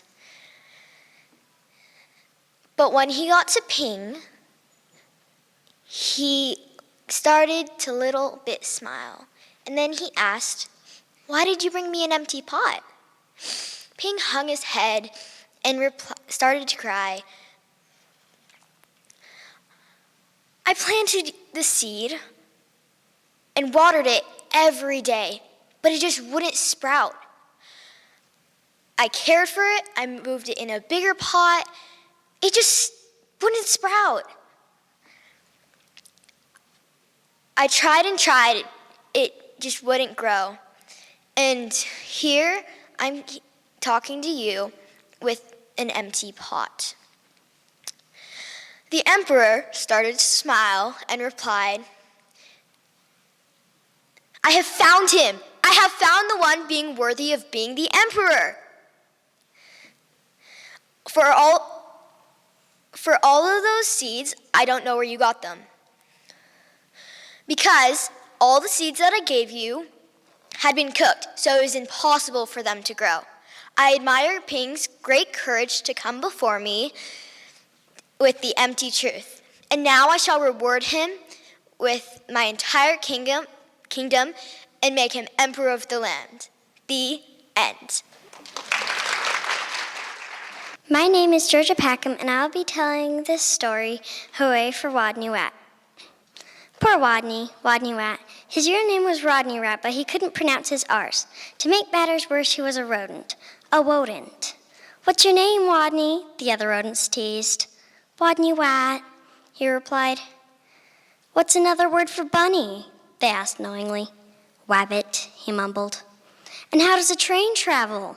They winked at each other. "A twain twavels on twain twacks," he replied. All of this teasing day in and day out made Wadney the shyest rodent in his elementary school. His squeak could barely be heard in class. He gnawed lunch alone. And while the other rodents scurried and skidded about at recess, he hid inside his jacket. One day, while the rodents were taking turns doing wheelies, a new rodent, a very large rodent, barged in and announced, "My name is Camilla Capybara. I'm bigger than any of you, I'm meaner than any of you, and I'm smarter than any of you," she added. "So there." And with that, she accidentally, on purpose, elbowed an ear, bumped two noses, and stepped on three tails and lay down on a desk. Wadney was especially scared. She sure was bigger than any of them. She sure looked meaner than any of them. But was she smarter than any of them? "What's 2 plus 2? Asked Mrs. Fuzzleworth. "4, shouted Camilla Capybara without even bothering to raise her paw. "And furthermore, 4 plus 4 is 8, 8 plus 8 is 16, and 16 plus 16 is 32. Later, when Mrs. Fuzzleworth asked, "What is the capital of?" Camilla interrupted. "New York, Albany, population 2,095,325. And in science, in answer to the question, what part of a plant is below the ground, Camilla Capybara danced on her desk and sang, "Root, root, rooty toot toot." Yep, thought all the other rodents. She's smarter than we are, too. They were very uncomfortable. Every afternoon, Miss Fuzzleworth drew a name from her hat to see who would be the leader of their favorite game, Simon Says. Would it be Hairy Hamster, Minnie Feet Mouse, Grizzle Frizz Guinea Pig, or maybe even Big Mean Smart Camilla Capybara? Mrs. Fuzzleworth's paw reached inside the hat and pulled out the name of Wadney Wat. The bell rang. There was a wild scurry for the door, and Camilla Capybara was the first one on the playground, having trampled all the others in her path. To Wadney, she looked especially scary. What would she do when she heard him squeak? Breathe capybara breath in his face? Tie him up in his own tail, or even pounce on him? The tiny, trembling leader of the game stood before the eager players. Wadney Says Weed the sign. While the rodents read PS 142, Elementary School for Rodents, Camilla Capybara began pulling up weeds around the sign and throwing them hither and yon until she was clear up to her teeth in dirt. The other rodents began to smile. But Wadney Says play Ring Around the Rosy. The other rodents began playing Ring Around the Rosy, and Camilla Capybara put her arms out and started making airplane noises. Nyeh. But where was the Wozy? What was a Wozy? Wadney Says wrap your paws around your head. All the rodents wrapped their paws around their heads, and Wadney peeked a little peek out of his jacket and saw whap, whap, whappity, slappity, whap. Camilla Capybara was whapping herself in the head so hard she became dizzy, gave herself a headache, and had to sit down. The other rodents couldn't help giggling. Wadney Says wake the leaves. Nobody moved. Wadney Says wake the leaves, he said again. The other rodents began grabbing rakes while Camilla Capybara grabbed a leaf. Wake up, she yelled. She snatched another. Come on, you, up, up, up. And another. Rise and shine. And another. Boo. Everybody began to laugh. Stupid leaves, they won't wake up. And why was everybody laughing at her? Such bullies. Wadney Says go west, in a voice so loud he had to hold his own ears. All the rodents, except Camilla Capybara, landed in a happy heap for a rest. Go west? Camilla Capybara, feeling very smart that she could tell directions by the sun, said, Okay, I shall go west. And west she stomped. Forever she was gone. From now on, the pupils of 142 Elementary School for Rodents never teased Wadney again. He was their hero. Hooray for Wadney Wat, they cried. Woot, woot, wooty toot toot. My name is Riot Weber. I am in 3rd grade at Polk Elementary. Today I'll be telling you the story I wrote about my dog, Lady. It all started one morning at breakfast. This is the story about how she ate the entire universe. She ate 3 bowls of dog food in 1 minute, but she was still hungry. Next, she stole the bacon from the frying pan. She ate the scrambled eggs, toast, and pancakes off the table, but she was still hungry and starting to grow. Now she was taller than the kitchen table, and she ate that. It was so good that she decided to go room from room in the house, eating every appliance and furniture in the house. When she was too big to fit through the doorways, she started eating the walls, floors, and windows. Before she could stop herself, she had eaten the entire house. She wobbled to the neighbor's house, opened wide, and it was gone in 1 bite. She ate her way down to the city and started swallowing buildings like candy bars. She was thirsty now, so she decided to go down to the ocean and start to drink. She drank and drank until there was nothing left, and she decided to eat the world. She ate it in one bite. Next, she floated out to the moon. She ate that next. And she zoomed around space, eating every planet and star in sight. All that was left was the sun. She opened wide and ate it. She was finally full. She decided to fall asleep, and she floated fat and happy through space for the rest of her life. My name is Beatrice Packham, and I'll be telling the story, Leonardo, the Terrible Monster. Leonardo was a terrible monster. Terrible at being a monster, that was. He couldn't scare anyone. He didn't have 1,642 teeth like Tony, and he wasn't big like Eleanor, and he wasn't just plain weird like Hector. Leonardo tried very hard to be scary, but he just wasn't. But then, one day, Leonardo had an idea. He'd find the most scaredy cat kid in the whole world and scare the tuna salad out of him. And so Leonardo researched, and he researched, until he found the perfect candidate, Sam. Leonardo snuck up on the poor unsuspecting boy, and the monster gave it all he had. Boo! Rawr! Blah, blah, blah, until the little boy cried. Yes, cheered Leonardo, I've finally done it. I've scared the tuna salad out of someone. No, you didn't, snapped Sam. Oh, yeah, replied Leonardo. Then why are you crying? Sam replied, my mean big brother stole my action figure right out of my hands while I was still playing with it, and then he broke it on purpose, and it was my favorite toy, and I tried to fix it, but I couldn't. And then I got so mad that I kicked the kitchen table, and I stubbed my foot on the same foot that I hurt last month when I slipped in the bathtub, trying to wash out the poop that my mean big brother's cockadoo pooped on my head, and I don't have any friends, and my tummy hurts. That's why.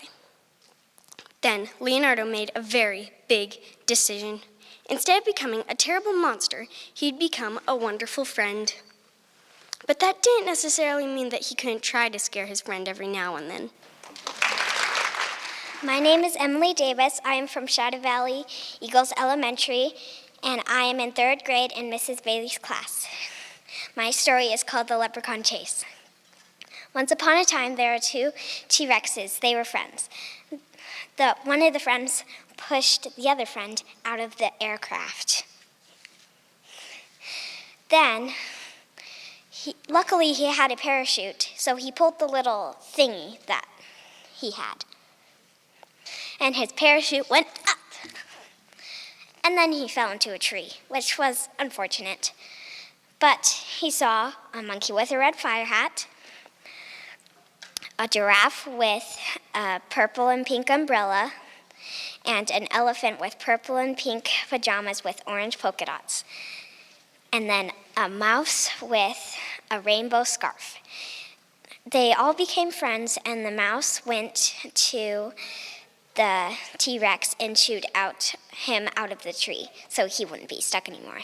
So then they went walking in the rainforest together. But then they saw a leprechaun. They started chasing the leprechaun as fast as they could.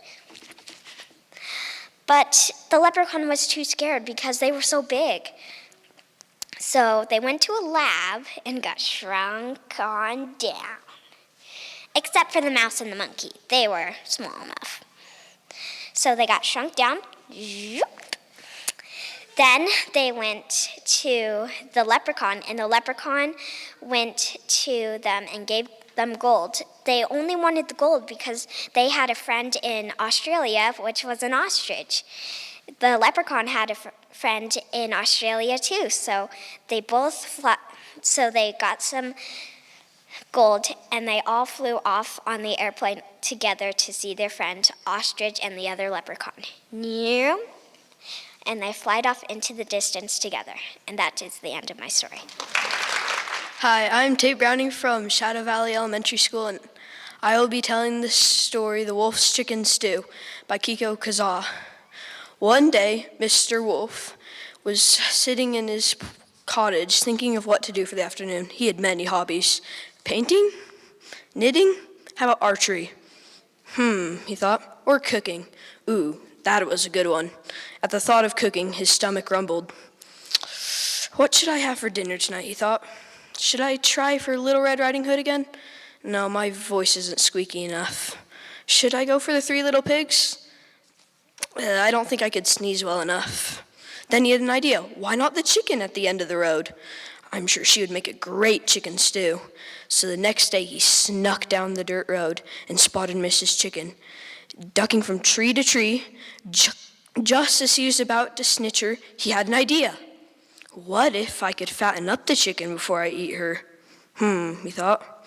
The next morning he set to work, flipping flapjacks and cooking them on the stove. And when he was ready, he had a huge platter full of pancakes. Yeah, careful. That night he snuck over to Mrs. Chicken's little house at the end of the dirt road and left him on the doorstep. This is sure to work, he thought with a devious grin. And he snuck off into the shadow of night. The next day, as he went to the market to refill his supplies, after all, that was a lot of pancakes, you know, he saw Mrs. Chicken, and she was the same as she was the day before. What? He thought, this is impossible. I guess I'll just have to try again. So he got the supplies he needed, and the next morning he set to work on making lemon bars. He baked and baked and baked and glazed them over and snuck in the shadow of night over to Mrs. Chicken's little house at the end of the dirt road and left him on the doorstep and crept away. The next morning, as he went to get more supplies from the city store, he saw that Mrs. Chicken was just the same as she was before. He thought to himself, he was getting very, very mad. This isn't supposed to happen. She's supposed to plumpen right up so I can make a good stew. I'm just going to have to try harder.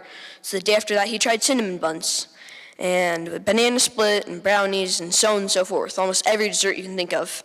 Nothing ever changed, though. She stayed just the way as she was the day when he first decided to try and make the chicken stew. He was getting really mad now. He got up the next morning and he made a huge cake, left it on her doorstep, and just as he was leaving, he had an idea. What if it was the raccoon sneaking her food, he thought. So he hid behind the side of her house. Eventually got tired of counting sheep, and decided it was time to find out what was going on. He snuck over to the front of the house again, but the cake was still there. So he looked through the people, and was surprised to find an eye staring back at him. He leapt back in surprise. The door swung wide open. Oh, Mr. Wolf, so it's you who's been bringing us all these nice treats. Thank you. Kids, come look. It's Mr. Wolf who's been bringing you all of your favorite desserts. And kids, he thought. I didn't know she had any kids. And he went inside, and they were everywhere. Chicks of all sizes, and they were all kind of plump. Dang it, he thought. That night, as he was walking home with a content stomach, even though he'd most like me, Mrs. Chicken's veggie stew was pretty wonderful, too. He thought, wow, what wonderful little chicks. As he got into his bed, he set his alarm clock really early for the next morning, thinking, tomorrow I'll make those wonderful chicks some sugar cookies. The end. Hi, my name is Andee Nolan. I go to Shadow Valley Elementary. I'm in Miss Bailey's class, and the name of my story is called The Jungle Dream. Once upon a time, there was a little girl named Holly. Well, she could be a little bit mischievous sometimes, but she had a big, wonderful imagination. One day when Holly went to bed, she opened her eyes to find herself in a jungle. She could hear wind whooshing through grass and trees and flowers, but then she heard the roaring of tigers behind her. This frightened Holly, so she ran. Not looking where she was going, she ran into a monkey. She asked the monkey where she was and how she could get back home. The monkey said, "You're in Majestica. It's a magical, majestic, wonderful jungle. And you can get back home by using the magical portal Takahina. It'll get you back to where you came from half as fast as walking. Here's a map. Holly took the map, thanked the monkey, and started running. Not looking where she was going, Holly ran straight into a snake. She asked the snake, excuse me, Mr. Snake, am I any closer to Takahina? The snake said, yes, my dear, you are much closer to Takahina. Here's an even faster map than the one you already have in your hand. The snake took the map, broke it into two, and gave her the new map. Holly thanked the snake and ran with a quiver up her spine this time. Whew, I'm glad she escaped that snake. She heard the roaring of tigers behind her getting louder and louder. The forest got smaller and smaller. Holly got very frightened, so she ran into a cave. Inside the cave was a bear. Holly asked the bear if she was any closer to Takahina. The bear said, you are much closer to Takahina. Here's an even faster map, and let me give you some advice. The tiger chasing you is named Kalu, and he's a little bit of a lunatic. But the one way that he will stop chasing you is if you stand up to him and be brave. Holly remembered these words, took the map, and thanked the bear. She ran as fast as she could, only to find right in front of her was Kalu, the lunatic. Holly said, back off, Kalu, This was a hard question, but then Holly remembered what the bear had said, stand up to Kalu. Holly said, back off, Kalu, I'm not afraid of you. Kalu said, well, I'm not afraid of little girls either. Holly said, back off or I'll have you for dinner. Kalu said, okay. He ran as fast as he could. He got smaller and smaller. The forest got bigger and bigger. Kalu ran even faster, but only to find in front of him a monkey, a snake, and a bear. They grabbed Kalu and threw him over the cliff, never to be seen again, which was a good thing, because he was a lunatic. Holly had finally found the magical portal Takahina. She jumped in, and when she opened her eyes, she was back in her bedroom. Whew, she was relieved that dream was over. When she went down to the breakfast table, her mother asked how she slept. Holly said it involves bears, snakes, and monkeys, and a tiger. And I learned if you don't face your fears, then you'll be eaten or thrown over a cliff.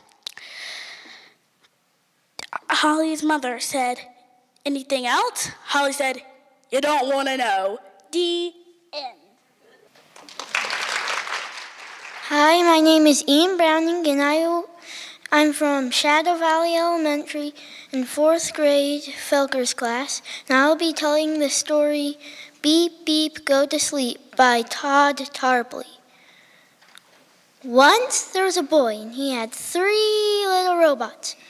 A little blue one, a little yellow one, and a little red one, and they loved to play. But he always had trouble putting them to bed. Tonight he was having so much trouble. They were bouncing on couches and throwing lamps. So he decided he would have to put them to bed. So he took them upstairs and said, 3 little robots, time for bed, time to dim your infrared, brush your rotors round and round, clean your shields, and power down. So he took the robots into bed and lay on his own bed. Quiet at last, not a peep. 3 little robots are beep, beep. The boy sat up and looked at the robots. Is something wrong? The little yellow robot says, I need my coil. My sensor aches, said the blue one. I want more oil, said the red one. So the boy got all those things and worked really hard and put them back to bed. By now he was a little bit frustrated, so he lay down in his own bed. Quiet at last, not a peep. 3 little robots are beep, beep. What is it now? Said the boy. I need a light, said the little yellow one. My fan belt's loose, said the blue one. My bolt's too tight, said the red one. So the boy worked even harder to put the robots back to bed. By now he was really mad. So he lay down in his own bed. Quiet at last, not a peep. 3 little robots are beep, beep. The boy was so angry by now, he jumped on his bed and said, Robots, are you still awake? Engines off, for goodness sake. No more beeping, no more talking, no more squeaking, no more squawking. No more blipping, binking, blinking, whirling, even oinking. Oinking? Asked the little blue robot. Go to sleep! And the boy fell back on his bed. Quiet at last, not a peep. 3 little robots are beep, beep. What now? Asked the boy. You need what? Oh, a bedtime story. So he started reading. Somewhere there are robots. Buzzing, beeping, bouncing, squeaking, squawking, squeaking, flipping, binking, blinking, boinking, winking, squinking, even oinking. But not these robots. Snuggled deep, they finally put their boy to sleep. The end. Hi, my name is Hayzlee Phillips, and my school is Shadow Valley Elementary. Today I'm going to be telling the story, Foxy Girl Makes a Difference. Once upon a time in the universe, there's a foxy girl named Layla. She loved to read. After school, she would read to all of the little kids.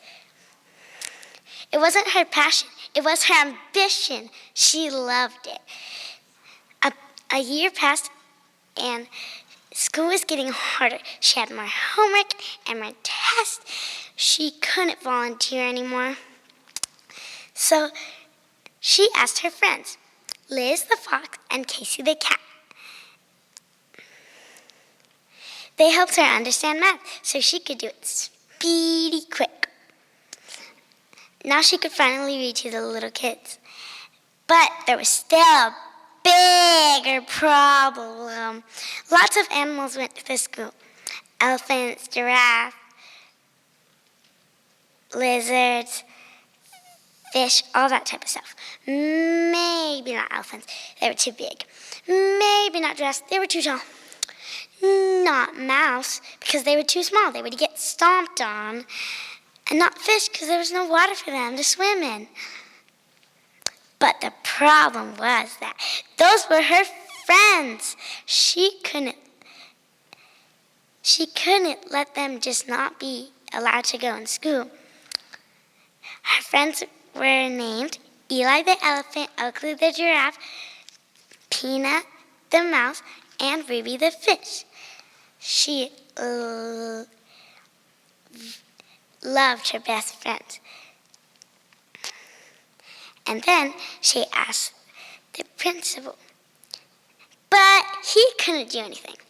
So he gave her advice to write a note to the mayor. She thought, oh, the mayor's not going to listen to any teenage fox. So she wrote the letter and sent it. But to her surprise, he accepted it. He sent people in to build it up. It was more bigger, more taller. She couldn't believe it. Now, she was so happy that all of her friends could go to school. Now that all of her friends could go to school, 1 to 2 years passed and the school was built. It had water, it was bigger and taller for all of her friends. A couple of years passed and Layla was a grown-up. She taught everybody about how she made a difference and why she did. But the moral of the story is that no matter what age you are, you can make a difference. Hi, I'm Lydia Cheshire. I'm a senior at Ogden High School, and the story I'm going to be telling you today is actually one that's really near and dear to my heart. It is a book that I used to check out all the time in elementary school, and it's called Tops and Bottoms, and it's by Janet Stevens. Once upon a time, there lived a very lazy bear who had lots of money and lots of land. His father had been a hard worker and a good business bear and had given all of his wealth to his son, but all Bear wanted to do was sleep. Not far down the road, there lived a hare. Hare, although he was clever, sometimes got into trouble. He had once owned land too, but now he had nothing. He had lost a risky bet with a tortoise and had to sell all of his land to Bear to pay off the debts. Hare and his family were in very bad shape. "The children are so hungry, Father Hare. We must think of something," cried Mrs. Hare one day. So Hare and Mrs. Hare put their heads together and cooked up a plan. The next day, Hare hopped down the road over to Bear's house. Bear, of course, was asleep. "Wake up, Bear. It's your neighbor Hare, and I have an idea." Bear opened one eye and grunted. "We can be business partners. All we need is this field right here in front of your house." "Yes, sir, Bear, it's a done deal. I'll do all the harvesting and the planting, and we'll split the profit right down the middle." "So what'll it be, Bear, the top half or the bottom half?" "Huh?" said Bear. "It's up to you. The tops or the bottoms." "Well," said Bear with a yawn, "let's see. I'll take the top half." Hare smiled. "It's a done deal, Bear." So Bear went back to sleep, and Hare and his family went to work. Hare planted, Mrs. Hare watered, and everyone weeded. Bear slept as the crops grew, and when it came time for the harvest, Hare cried out, "Wake up, Bear! This time you get the tops, and I get the bottoms." Hare and his family dug up the carrots, the radishes, and the beets. Hare plucked off all the leafy greens and put them in a pile for Bear, and then set aside the bottoms for himself. "But, Hare, all the good parts are in your pile." "Oh, but you wanted the tops, Bear," said Hare. "Why, Hare, you've tricked me. You plant this field again, and this time I want the bottoms." "It's a done deal, Bear," said Hare, and so Bear went back to sleep, and Hare and his family went to work. They planted, watered, and weeded. Time passed, and Bear slept as the crops grew. And when it came time for harvest, Hare cried out, "Wake up, Bear! This time you get the bottoms, and I get the tops." Hare and his family gathered up the broccoli, the celery, and the lettuce. Hare carefully set aside the roots aside for a pile for Bear, and put everything else aside for himself. Bear looked at his pile and growled. "Why, Hare, you've cheated me again." "Oh, but Bear, you wanted the bottoms this time." "Now, you've tricked me twice, Hare. You plant this field again, and this time I get the tops and the bottoms." "Well, you're right, Bear. It's only fair that you get the tops and the bottoms this time," sighed Hare. "It's a done deal, Bear." So Bear went back to sleep, and Hare and his family went to work. They planted, watered, and weeded, and then watered and weeded some more. Time passed, and the Bear slept as the crops grew. "Wake up, Bear! This time you get the tops and the bottoms." And there in front of Bear's house lay a high field of corn. Hare and his family plucked up each stalk and put the roots and the tassels aside for Bear, and then took all the ears of corn from the middle and put them in their own pile. Bear rubbed his eyes and watched. Don't you see, Bear? You get the tops and the bottoms, and I get the middles. By now, Bear was wide awake. That's it, Hare, he hollered. From now on, I'm going to plant my own fields, and I will get the tops, the bottoms, and the middles. Hare and his family scooped up the corn and hopped back down the road towards home.